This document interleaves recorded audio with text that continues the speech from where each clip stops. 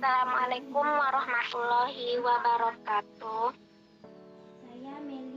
Saya Meli Yohana Putri di kelas 4E Manajemen akan mempresentasikan hasil proposal saya yang berjudul Analisis Deskripsi Minat Belajar Siswa pada Mata Pelajaran Ekonomi di Sekolah Menengah Atas Negeri 1 Kampar.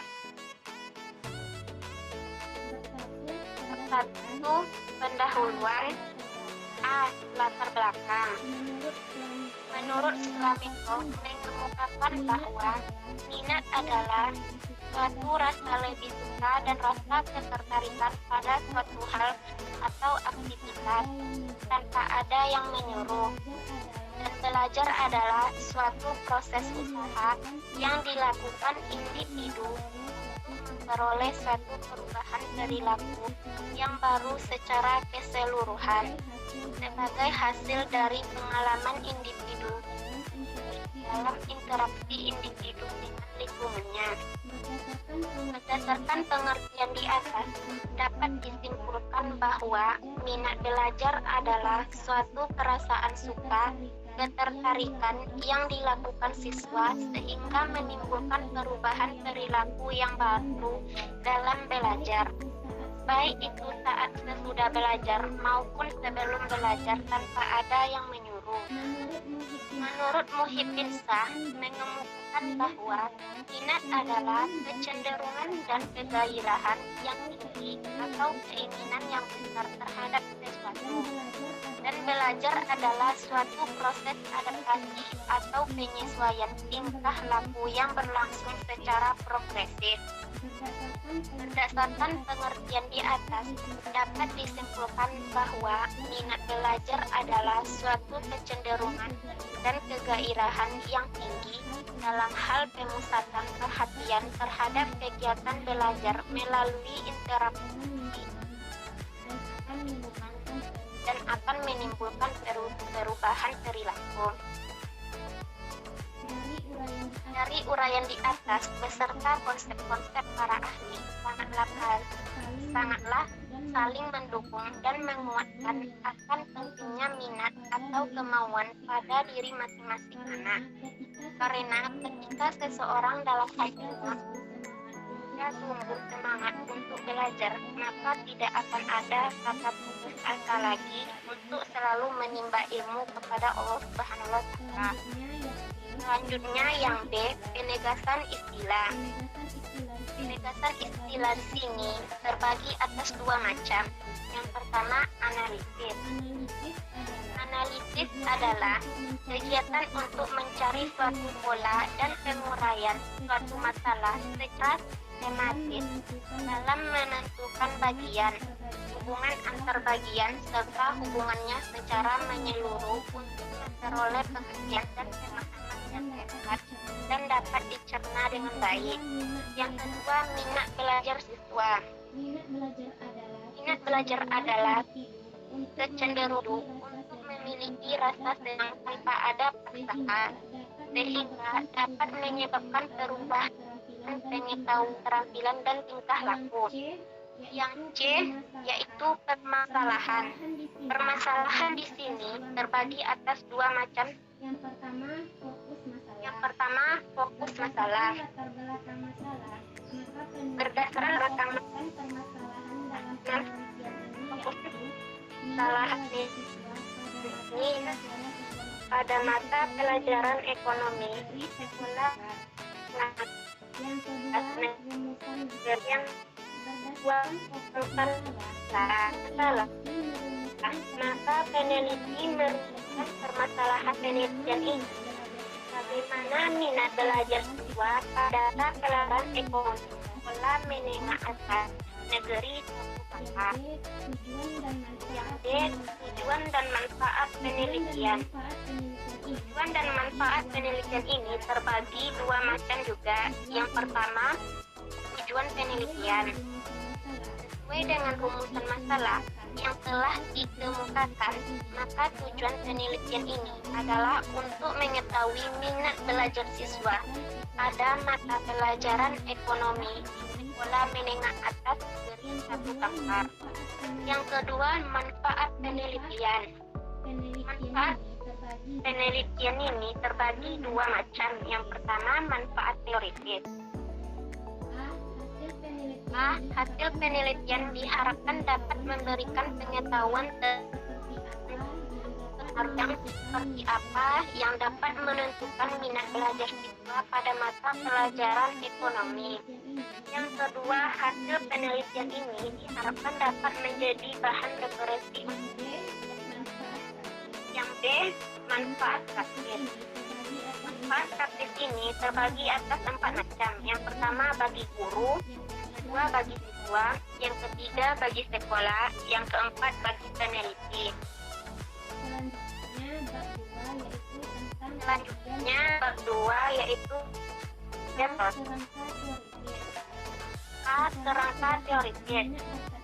Secara sederhana, minat dapat diartikan sebagai masuk terhadap orang.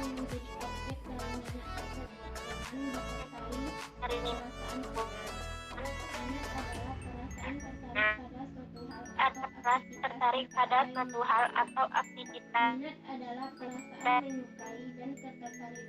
adalah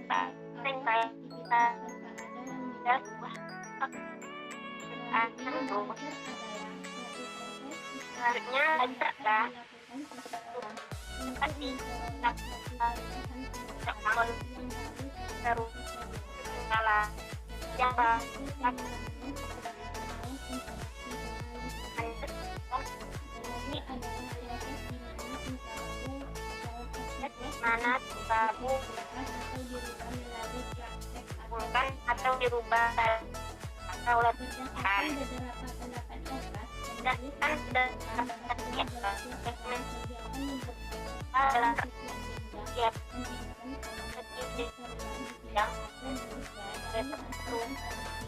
yang menimbulkan berbagai pengetahuan, keterampilan dan hasil lainnya.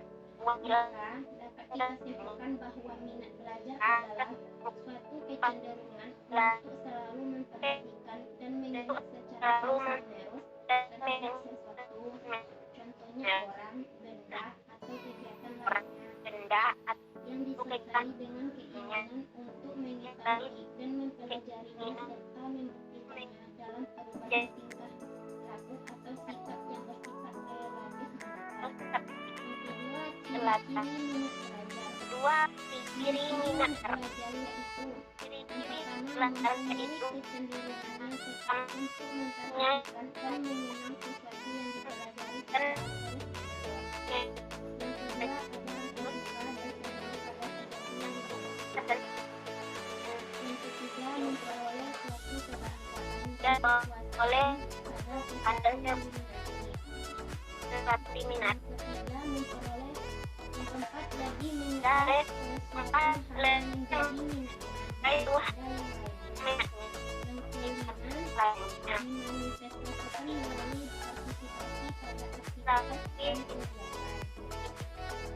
dan ketiga, faktor-faktor yang mempengaruhi minat belajar.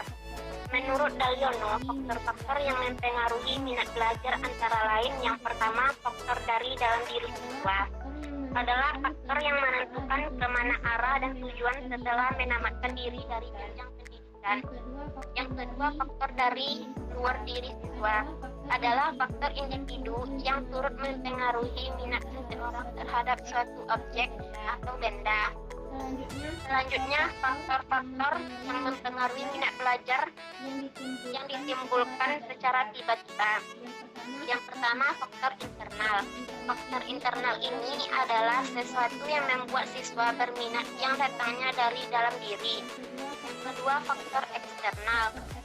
Faktor eksternal ini adalah sesuatu yang membuat siswa berminat yang datangnya dari luar diri.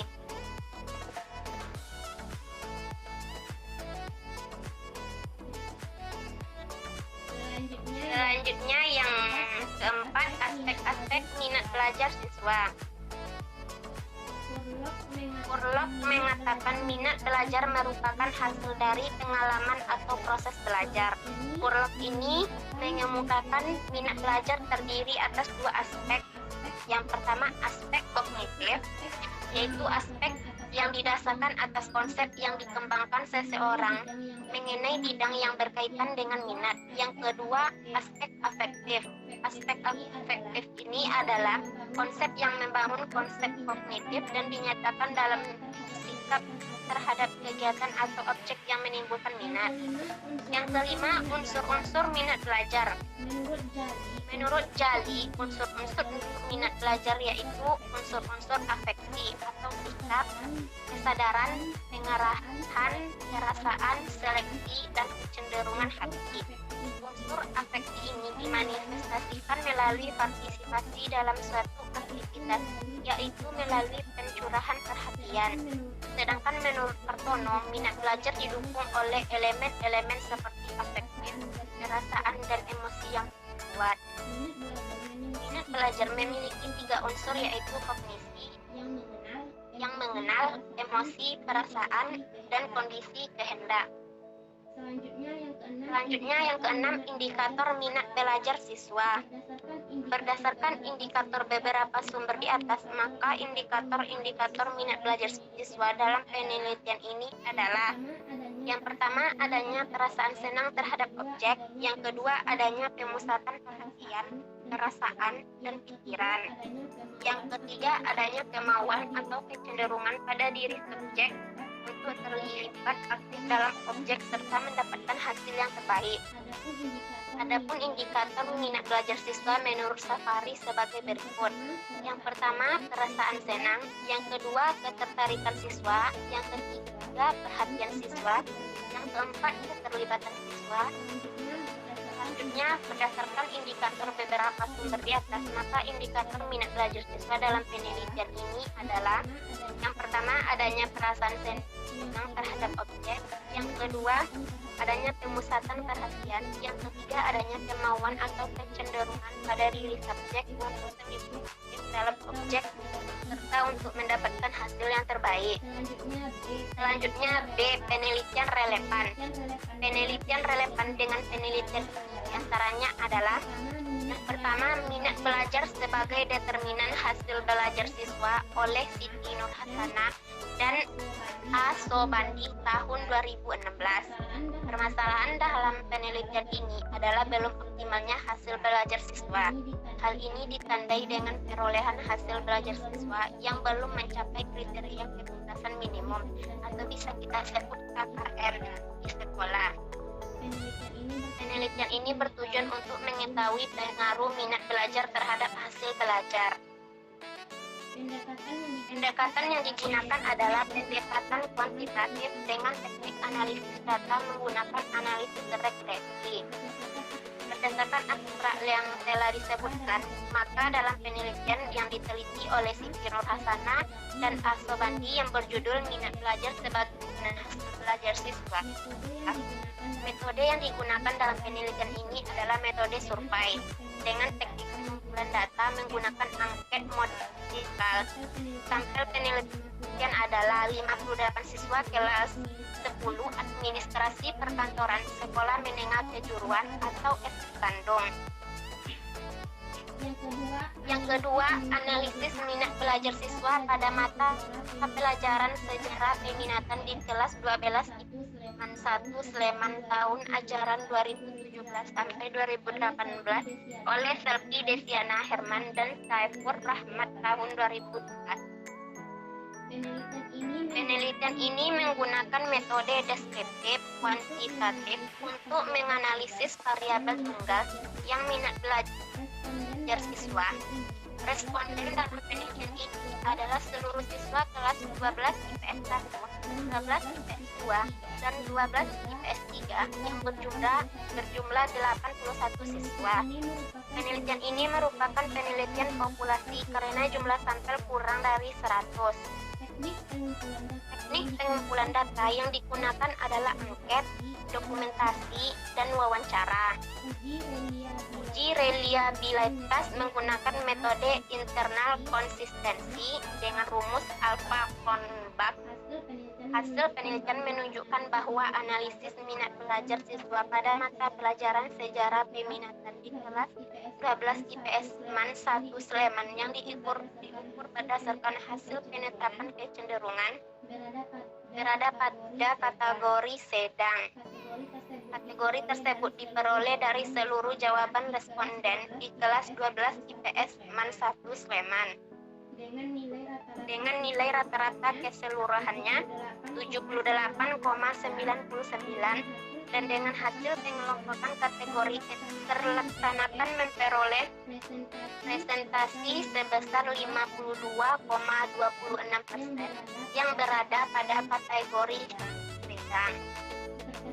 Berdasarkan abstrak yang telah disebutkan di atas, dalam penelitian ini yang diteliti oleh Selvi Desiana Herman dan Saifur Rahmat dengan judul analisis minat belajar siswa pada mata pelajaran sejarah peminatan di kelas 12 IPS MAN 1 tahun ajaran 2017 sampai 2018.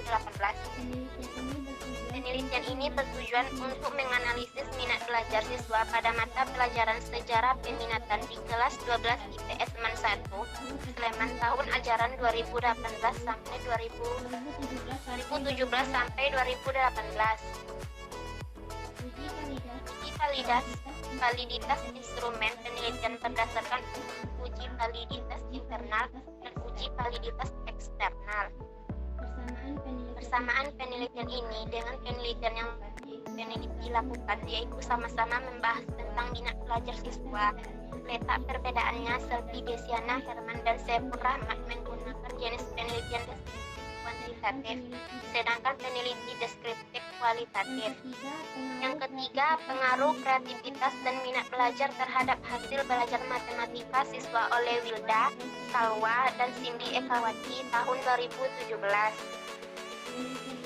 Penelitian ini merupakan penelitian ex post facto dengan pendekatan analisis regresional. Penelitian ini bertujuan untuk mengetahui yang pertama gambaran kreativitas belajar matematika siswa kelas 8 SMP Negeri 1 Masamba. Yang kedua, gambaran minat belajar matematika siswa kelas 8 SMP Negeri 1 Masamba. Yang kedua, gambaran hasil belajar matematika siswa kelas 8 SMP Negeri 1 Masamba. Yang keempat, pengaruh kreativitas dan minat belajar secara bersama-sama terhadap hasil belajar matematika siswa kelas 8 SMP Negeri 1 Masamba. Instrumen penelitian ini untuk meneliti kreativitas dan minat belajar terhadap hasil belajar matematika adalah teknik angket yang bersifat tertutup, di mana telah disediakan alternatif jawaban yang telah disediakan. Analisis yang digunakan adalah statistik deskriptif dan statistik inferensial dengan menggunakan komputerisasi dengan memanfaatkan program SPSS atau Statistical Product and Service Solution. Dari hasil analisis data diperoleh bahwa kreativitas berada pada kategori sedang, yaitu 75% dengan nilai rata-rata 53,5 dan standar deviasi sebesar 4,868. Berdasarkan abstrak yang telah disebutkan di atas, dalam penelitian yang diteliti oleh Wilda, Salwa, dan Cindy Ekawati dengan judul pengaruh kreativitas dan minat belajar siswa terhadap hasil belajar matematika siswa. Analisis yang digunakan adalah statistik deskriptif dan statistik inferensial dengan menggunakan komputerisasi dengan memanfaatkan program SPSS. Persamaan penelitian ini dengan penelitian yang peneliti lakukan yaitu sama-sama membahas tentang minat belajar siswa. Letak perbedaannya, Wilda, Salwa, dan Cindy Ekawati menggunakan jenis penelitian deskriptif kuantitatif, sedangkan peneliti deskriptif kualitatif. Yang C, fokus penelitian. Fokus penelitian ini yaitu peneliti memfokuskan sebagai penjelasan dan sekaligus untuk membatasi konsep indikator minat belajar siswa pada mata pelajaran ekonomi sebagai berikut. Yang pertama, adanya perasaan senang terhadap objek. Terbagi atas dua macam. Yang A, siswa tidak merasa bosan saat belajar pada mata pelajaran ekonomi. Yang B, siswa selalu hadir saat belajar pada mata pelajaran ekonomi. Yang kedua, adanya pemusatan perhatian, perasaan, dan pikiran dari objek atau subjek. Terbagi atas tiga. Yang pertama, siswa mendengarkan penjelasan guru dan mencatat materi saat belajar pada mata pelajaran ekonomi. Yang B, siswa tidak menunda tugas yang diberikan guru saat belajar pada mata pelajaran ekonomi. Yang C, siswa antusias mengikuti pelajaran saat belajar pada mata pelajaran ekonomi. Yang ketiga, adanya kemauan atau kecenderungan pada diri subjek untuk terlibat aktif dalam objek serta untuk mendapatkan hasil yang terbaik. Terbagi atas tiga macam. Yang pertama, siswa aktif dalam diskusi saat belajar pada mata pelajaran ekonomi. Yang kedua, siswa aktif bertanya saat belajar pada mata pelajaran ekonomi. Yang ketiga, siswa aktif menjawab pertanyaan guru saat belajar pada mata pelajaran ekonomi. Selanjutnya, bab 3, yaitu metode penelitian. A. Jenis penelitian. Jenis penelitian yang digunakan dalam penelitian ini adalah menggunakan penelitian kualitatif. Pendekatan kualitatif adalah suatu pendekatan penelitian yang menggunakan situasi sosial tertentu dengan mendeskripsikan kenyataan secara benar, dibantu oleh kata-kata berdasarkan teknik pengumpulan data dan analisis data yang relevan diperoleh oleh situasi alamiah. Jenis penelitian ini adalah penelitian deskriptif kualitatif yang bertujuan untuk mengetahui minat belajar siswa pada mata pelajaran ekonomi sekolah menengah atas negeri 1 Kampar. Jenis penelitian ini merupakan sebagai prosedur pemecahan masalah yang diselidiki dengan mendapatkan keadaan subjek atau objek penelitian, di mana data yang dianalisis sesuai dengan kenyataan yang ada, kemudian dihubungkan dengan berbagai teori-teori untuk mendukung pembahasan sehingga dapat tergambar secara utuh dan dapat dipahami dengan jelas kesimpulan akhirnya. Yang B, waktu dan tempat penelitian. Penelitian ini dilaksanakan bulan April tahun 2021 dan lokasi penelitian ini adalah di Sekolah Menengah Atas Negeri 1 Kampar. Yang C, subjek dan objek penelitian.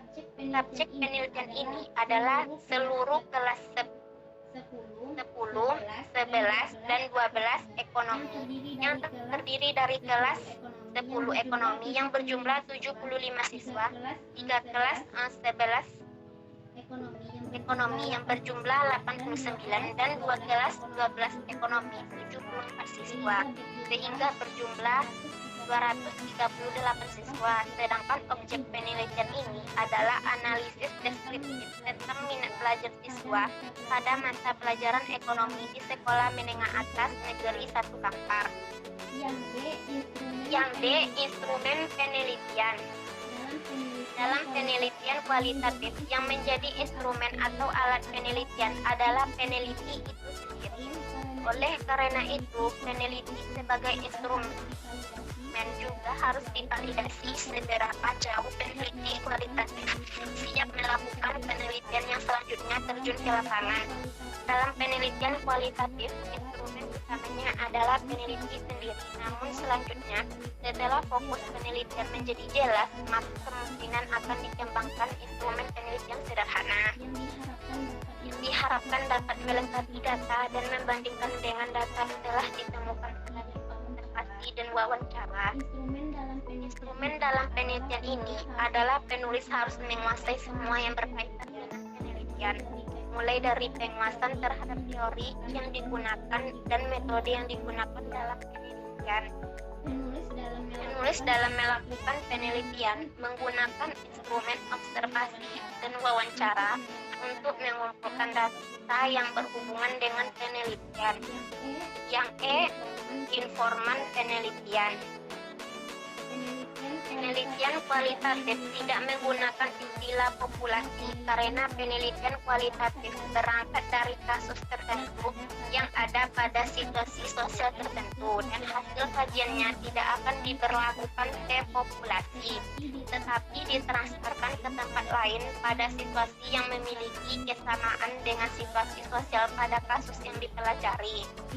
Informan ini, kunci dalam penelitian ini adalah siswa kelas 10, 11, dan 12 ekonomi, yang mana kelas 10 ada 3 kelas, kelas 11 ada 3 kelas, dan kelas 12 ada 2 kelas, sehingga berjumlah 8 kelas di kelas sekolah menengah atas negeri 1 Kampar, yang mana akan dipilih 1 orang dari masing-masing kelas sehingga berjumlah 8 orang. Kemudian yang akan menjadi informan utama adalah 3 orang guru ekonomi. Informan tambahan adalah ketua dari mata pelajaran ekonomi dan wakil ketua kurikulum. Selanjutnya, yang F, teknik pengumpulan data. Teknik pengumpulan data yang digunakan dalam penelitian ini adalah sebagai berikut. Yang pertama, observasi. Observasi adalah teknik pengumpulan data dengan cara melakukan pengamatan langsung dengan menggunakan alat indera penglihatan dan pendengaran terhadap fenomena sosial dan gejala-gejala yang terjadi di minat belajar siswa pada mata pelajaran ekonomi. Observasi yang dilakukan sebanyak 5 kali, diantaranya adalah proses-proses pengamatan dan ingatan. Jadi di sini peneliti terjun langsung ke lapangan, melihat, memandang, dan mengamati 8 orang siswa dari masing-masing kelas, sehingga dengan ini peneliti dapat memperoleh pengetahuan apa yang telah dilakukan di penelitian tersebut. Diberi tentang nilai yes dan no dengan satu kategori 0. Yang kedua, yaitu melakukan 3 orang guru untuk memperoleh data pendukung tentang penelitian. Dalam hal ini, wawancara dilakukan dengan guru yang mengajar di kelas 10, 11, dan 12 ekonomi sebagai data pendukung. Yang ketiga, dokumentasi. Dokumentasi peneliti peroleh dari pihak-pihak terkait untuk mengetahui sejarah sekolah, jumlah siswa, dan segala hal yang berhubungan dengan administrasi sekolah yang berupa arsip maupun tabel yang peneliti peroleh dari TU dan juga kurikulum di sekolah menengah atas negeri 1 Kampar. Yang G, teknik analisis data. Teknik analisis data ini terbagi atas 3 macam. Yang pertama, reduksi data. Data yang diperoleh dari lapangan jumlahnya cukup banyak. Untuk itu, maka perlu dicatat secara teliti dan rinci. Seperti telah dikemukakan, semakin lama lapangan, maka jumlah data akan makin banyak, kompleks dan rumit.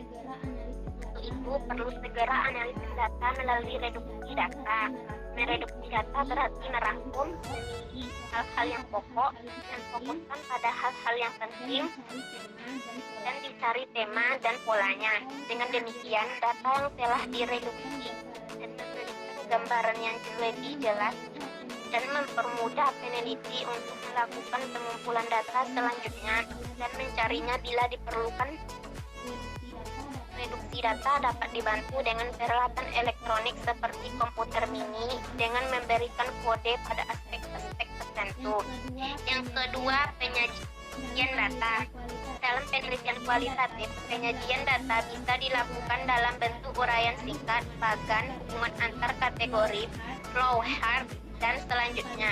Yang paling sering digunakan untuk menyajikan data dalam penelitian kualitatif adalah dengan teks yang bersifat naratif. Dengan penyajian data, maka akan memudahkan untuk memahami apa yang terjadi, merencanakan kerja selanjutnya berdasarkan apa yang telah dipahami tersebut. Yang ketiga, penarikan kesimpulan. Langkah ketiga dalam analisis data kualitatif adalah penarikan kesimpulan dan verifikasi. Kesimpulan awal yang dikemukakan masih bersifat sementara dan akan berubah bila tidak ditemukan bukti-bukti yang kuat untuk mendukung pada tahap pengumpulan data berikutnya. Tetapi apabila kesimpulan yang dikemukakan pada tahap awal didukung oleh bukti valid dan konsisten saat peneliti kembali ke lapangan mengumpulkan data, maka kesimpulan yang dikemukakan merupakan kesimpulan yang kredibel. Karena seperti telah dikemukakan bahwa masalah dan rumusan masalah dalam penelitian kualitatif masih bersifat sementara dan akan berkembang setelah penelitian berada di lapangan. Yang terakhir, yang H, keabsahan data.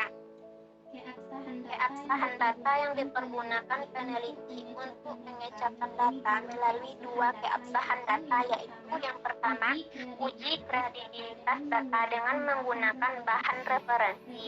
Referensi di sini adalah pendukung untuk data yang telah ditemukan oleh peneliti. Sebagai contoh, data hasil wawancara perlu didukung dengan adanya rekaman wawancara. Data tentang interaksi manusia atau gambaran suatu keadaan perlu didukung oleh foto-foto. Alat bantu perekam data dalam penelitian kualitatif seperti kamera, handycam, alat rekam suara saat diperlukan untuk mendukung kredibilitas data yang telah ditemukan oleh peneliti dalam laporan penelitian. Sebaiknya data-data yang dikemukakan perlu dilengkapi dengan foto-foto atau dokumen autentik. Jadi data dipercaya.